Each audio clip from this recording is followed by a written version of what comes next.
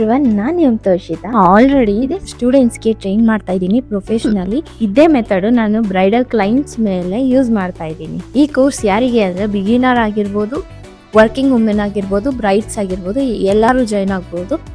ಇದರಿಂದ ಏನಪ್ಪ ಬೆನಿಫಿಟ್ ಅಂತ ಅಂದ್ರೆ ನೀವು 10 to 15 ಮಿನಿಟ್ಸ್ ಅಲ್ಲಿ ನೀಟಾಗಿ ಸ್ಯಾರಿನ ಡ್ರೇಪ್ ಮಾಡ್ಕೊಳ್ತೀರಾ. ಇದಕ್ಕೆ ಯಾವುದೇ ಎಕ್ಸ್ಪೀರಿಯನ್ಸ್ ಬೇಡ, ನಿಮಗೆ ಸ್ಟೆಪ್ ಬೈ ಸ್ಟೆಪ್ ಗೈಡ್ ಮಾಡ್ತೀನಿ, ಪ್ರಾಕ್ಟೀಸ್ ಮಾಡ್ತೀರಾ.